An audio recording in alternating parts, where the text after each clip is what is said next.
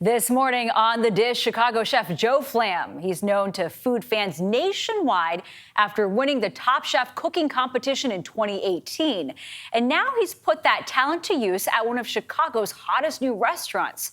His Rosemary in the Fulton Market neighborhood isn't your typical fare, blending the cuisines of Italy and Croatia. And he invited us to sample some of his best seasonal creations. In this former meatpacking district just off the Chicago River is a culinary voyage to the sun-drenched shores of the Dalmatian coast. At Rosemary, dishes exploring Italian-Croatian cuisine brim with faraway flavors, yet familiar experiences. Helmed by Chef Joe Flamm. So you say that you serve Adriatic drinking food. What is that exactly? It's either things that make you, kind of thirsty to have a glass of wine, or things you would want to have with some wine, or things maybe you would have because you've had a little bit too much wine. It's a distinct craving inspired by traveling. Flamm aims to satisfy one plate at a time. That's what we wanted this to be. That place where you walked by, you felt an energy coming off, and you're like, we got to go in. Yeah. You stop in and you have that moment in time, right? The ambitious target is rooted in Flamm's love of both his native Chicago and family. Rosemary is named after his grandmothers, as well as the fragrant herb that grows along the coast of Italy and Croatia, where his wife's family is from. The connective tissue between those two places is so rich and thick, you don't need to fuse the two. They've already been doing it for hundreds of years. That journey includes the Croatian staple of grilled clams. But in true Windy City fashion, Flamms are dressed in butter, married with smoke ramps, a type of wild onion said to have given Chicago its name. Cheers. Cheers. Do you do that with clams? That's very good.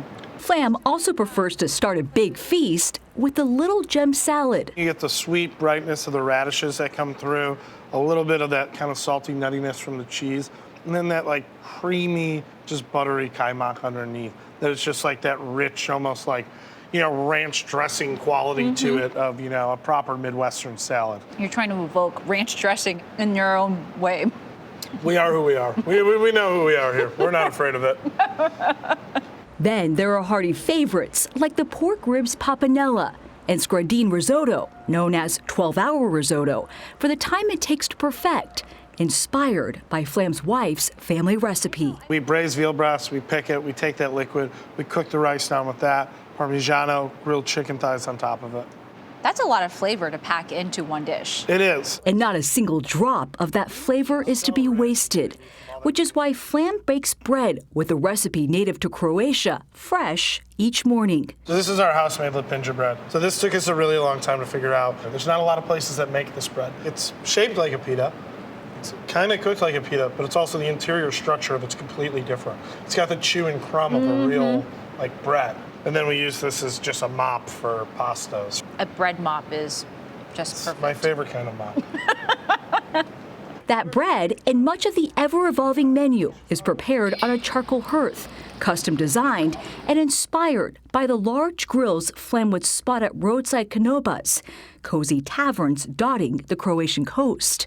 Their smoke would often remind Flamm of barbecue in Chicago's summertime. You're talking about bringing in Midwestern hospitality into a restaurant that specializes in Italian and Croatian food. Yeah, but I think those all connect. I think that, very Italian style of hospitality is also that Midwest style of hospitality. It's welcoming, it's warm, it's, inviting.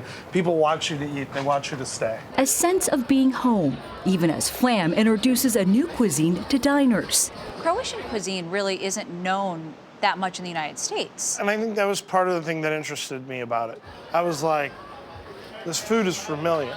I was like, I feel like I could cook this. It was like, not saying oh, I'm the foremost expert on Balkan cuisine now, but of I know how to cook Italian food, and I want to use it to tell a story that I'm also trying to find out. I think it's interesting that you call these dishes stories. I love cooking with people and just listening to them. why are you cooking this? Years of cooking with my grandmother. And spending time in the kitchen with her. Flamm calls his Italian grandmother Mary his first culinary influence before going on to train in some of Chicago's top restaurants, including Michelin-starred Spiaggia and Stephanie Izzard's Girl and the Goat. He's also cooked in some of Italy's top kitchens, refining his skills to bring classics back home. We're making cacio e pepe today. One of my favorites. Cacio e pepe is so simple, but sometimes really hard to perfect. Well, I think anything that's simple, there's nothing to hide behind, right? So it's all technique. Flamm's technique also includes a sense of hospitality, hard to miss. Is there such thing as too much cheese? Think of Midwestern amount of cheese. Oh, well then, let's just dump there that you go. on. There, that's perfect. That generous spirit helped vault Rosemary instantly into one of Chicago's hottest reservations when it opened its doors last spring. What has this journey meant to you? I mean, everything. We're literally sitting in my dream right now. I get to do something that I love, that I'm super passionate about. It's a part, this little community and this industry is so important to me. How has the South Side of Chicago shaped you? It's definitely very much who I am. It's in your blood. You're from there, you live there, you die there. It's who we are. It's a tight-knit community. It's community-focused. It's family-focused. For Flamm, that determination has paid dividends. One of the grandmothers that your restaurant is named after has been here. Yeah, my grandma Mary, she doesn't live far from here. She comes in quite a bit. What does it mean to her that you named this restaurant after her? Well, I'm one of 24 grandchildren on that side, but I think I'm just trying to cement my position as #1 grandchild. Do you think you've done that? Oh, yeah, for sure. It's not even close. For sure. And by the way, I brought some food back with me from Chicago. We have some lapinja bread, because you saw me get lost in that, and cacio e pepe. So please enjoy. Oh, nice. We'll be right back. Nice job. Oh, yum. Yeah.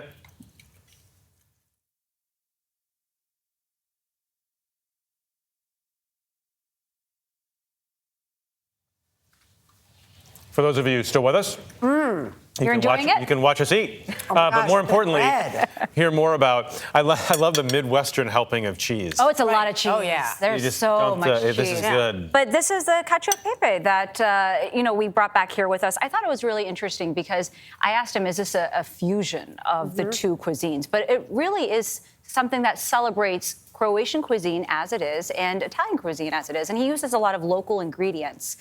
So you have that Chicago feeling to this food that is thousands of miles away. This bread, I understand now why you got lost in the bread, because I'm lost in it right now and I'm talking with my mouth full. It's dense and good, so isn't it? good. Nothing like getting lost in bread. Well, you could get lost in the cocktail. Yeah, you could. Yes. Oh, yes. the cocktail. Even better. We have tequila tendencies Jeff. here. Yeah, this is fresh. Yes, it is. Yeah. It has simple syrup, grapefruit juice, lime juice, but tequila is really the What? Whoa, yeah, it's got Yeah. some tequila in there. Yeah. Wow.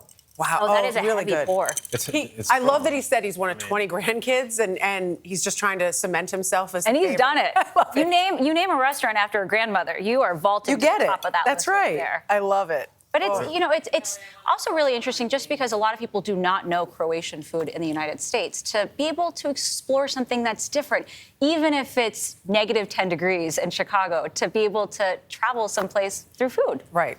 Oh, excellent. Great job, Nancy.